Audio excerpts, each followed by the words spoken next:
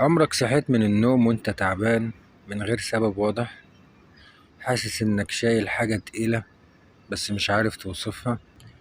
لو انت حاسس انك بتنزف من جواك ومحدش حاسس بيك، استنى ثواني. الفيديو ده معمول ليك انت بس، علشان يمكن اللي انت فاكره نهاية يكون بداية حاجة اكبر بكتير. اصعب وجع في الدنيا مش اللي بيظهر، لكن اللي محدش شايفه، والاغرب ان الوجع ده ممكن يكون هو اللي بيصلحك في لحظة ضعف. وفي قمة وجعك لو سمعت جواك صوت بيقول وما يلقاها إلا الذين صبروا، اعرف إن ربنا بيناديك، مش سايبك.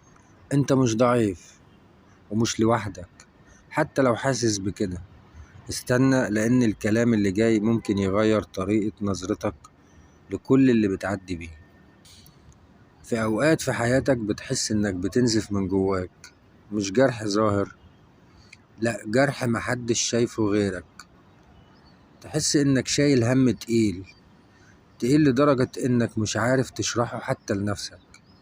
والأصعب إنك ساعات تحس إنك لوحدك، بس في وسط كل ده يطلع صوت من جواك هادي وثابت يقولك وما يلقاها إلا الذين صبروا وما يلقاها إلا ذو حظ عظيم. الصوت ده مش عادي، الصوت ده بداية للرجوع، بداية إنك تفهم مش بس اللي بيحصل لك، لكن تفهم نفسك.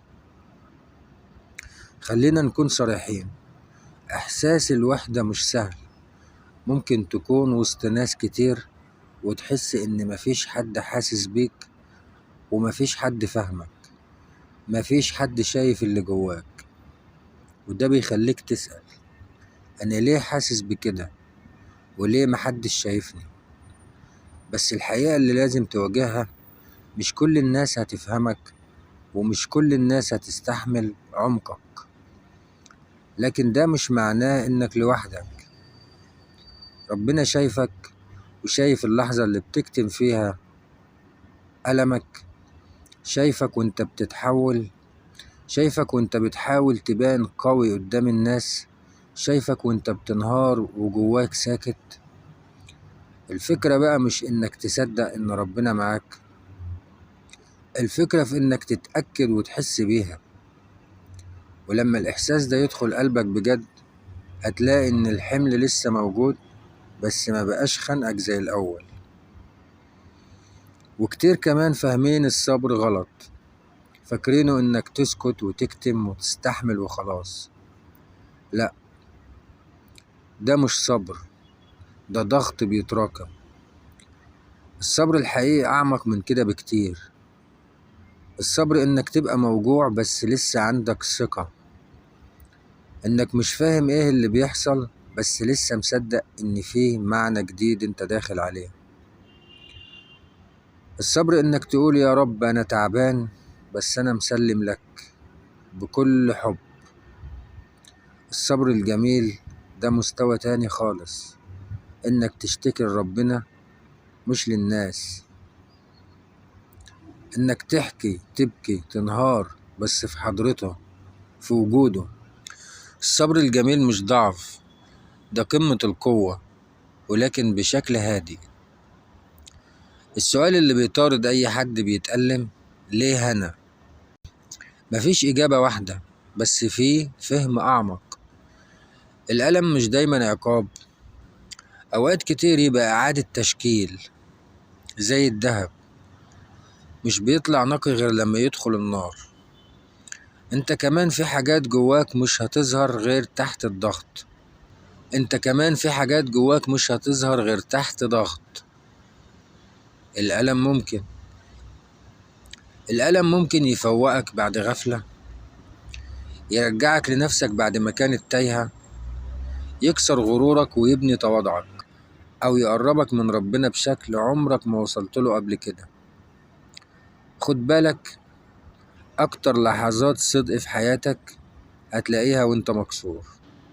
لما تقول سبحان الله، انت مش بس بتقول كلمة، انت بتعلن ان ربنا أكبر من مشكلتك، أكبر من خوفك، أكبر من وجعك.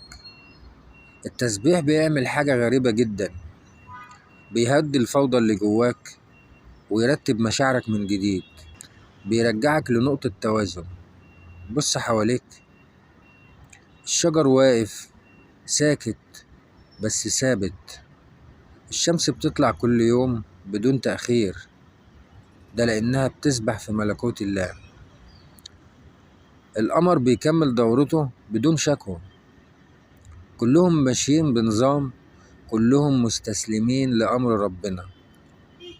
وانت كمان لما تسبح بتدخل في نفس الحالة دي، لما تسبح بتدخل في نفس الحالة دي، بتبطل مقاومة وتبدأ تتقبل كل شيء، وتبدأ يكون عندك قبول. روحك مش ضايعة، روحك بس متغطية بالتعب. علشان ترجع لها محتاج شوية حاجات بصدق: السكون، اقفل شوية من الضوضاء اللي حوالين منك، من الموبايل، من ناس، من حتى أفكارك في بكرة، في الفلوس، في الحياة. اسمع صوت نفسك بس. المواجهة، ما تجريش من وجعك، بص له بس من غير ما تكره نفسك. الذكر مش بعدد، بجودة. كلمة واحدة بتركيز أحسن من 100 مرة وانت سرحان. استغفار، كأن ربنا غفر لك. تحمد ربنا، ده لأنه هو المتحكم في الكون بالكامل. تشكره، ده لأنك في نعمة. تسبح يعني معناها إنك مستسلم ومسلم لكل شيء بيدور حوالين منك لأنه من أجلك. القبول، اقبل إنك في مرحلة صعبة بس مش دي النهاية. اقبل إنك في مرحلة صعبة بس ما تنساش ربنا، ما تنساش دعائك اللي دعيته. مش لازم تبقى قوي طول الوقت، انت إنسان مش آلة. في ناس فاكرة إن الشفاء بيجي مرة واحدة أو بيجي فجأة، تصحى تلاقي نفسك كويس. الحقيقة إن الشفاء بطيء وهادي، بيبدأ إنك تفهم وجعك، بعدين تتقبله، وبعدين تتعامل معاه لحد ما بيبقى جزء من قصتك مش نهايتها. هتضعف أكيد، بس كل مرة هترجع فيها وانت بتقوى، بس كل مرة ترجع فيها وانت بتقوى.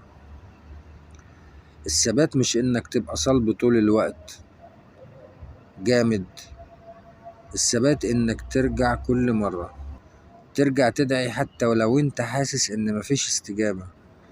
يمكن انت مش شايفها، بس الاستجابة خلاص وبتتحقق في كل موقف بتعدي انت بيه. ترجع تذكر حتى وانت متشتت، ترجع تحاول حتى وانت تعبان. الثبات هو إنك تقول أنا لسه هنا ومش هسيب نفسي، حتى لو بتنزف انت واقف برضه، كمل. في الآخر الصبر الجميل مش محطة، ده طريق. كل يوم بتختار تكمل ولا تستسلم، هتبدأ ولا هتكمل زي ما انت، هتثق في نفسك ولا هتيأس وتضعف، هتهدى وتروق ولا هتتوتر، هتقرب ولا هتبعد. وأهم حاجة تفتكر إنك مش مخلوق علشان تتكسر، انت مخلوق علشان تتبني أقوى. كل وجع عديت بيه كان بيشكلك مش بيهدمك، فاصبر. اصبر مش غصب عنك، لكن لأنك عارف إن اللي جاي أجمل بكتير مما تتخيل.